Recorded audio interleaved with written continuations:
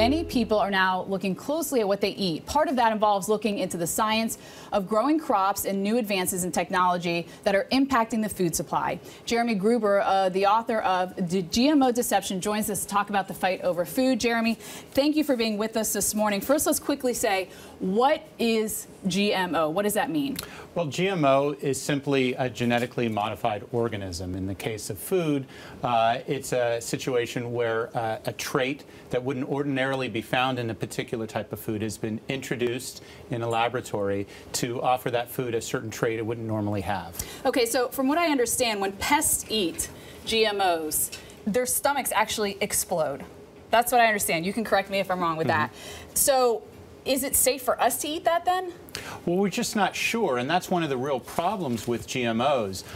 They've been sold as proponents as being completely healthy, but the studies that have been done have really only been short-term, and we have no long-term studies of GMOs, so we really don't know what the long-term health effects are. We the public, are in a sense the guinea pigs in this experiment. Great. Nothing like being a guinea pig, right? So why are we not sure who's doing the test, who's required to do the test? Because this stuff is obviously on our shelves. Someone has to be testing it. Are the companies the test makers and the test takers, if you will? Well, you would think that they should be tested appropriately, but actually the FDA doesn't require them to be tested. The companies that create these types of seeds and food, they're the ones that do the testing, and obviously they don't have any incentive to offer any type of studies that show that they're anything but healthy. That seems a little suspicious to me. Let's talk about in the U.S. You can have GMOs in the U.S., but it seems like a lot of countries, I think it's over 60 countries, have banned GMOs now? That's true. Over 60 countries around the world have banned GMOs in food. Why have they banned it?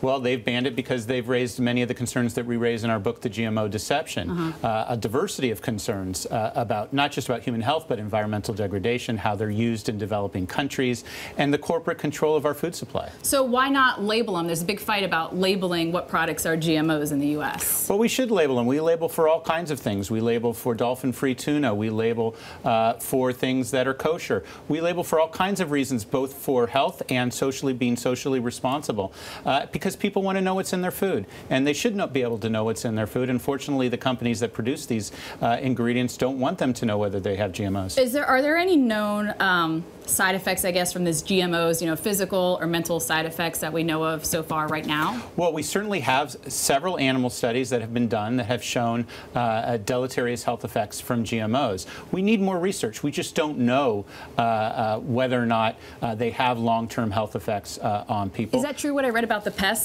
and their stomachs exploding? There have been studies. Well, I'm not familiar with that particular one, but we do know that there have been really bad side effects from in certain animal studies from GMOs, including things like cancer and other types of issues. But we don't know how they will actually affect people because we haven't done the long-term studies. It's not in the best interest of the companies, and the federal government isn't requiring them to do those types of studies. So where should people go to get information just to make themselves, protect themselves the best they can?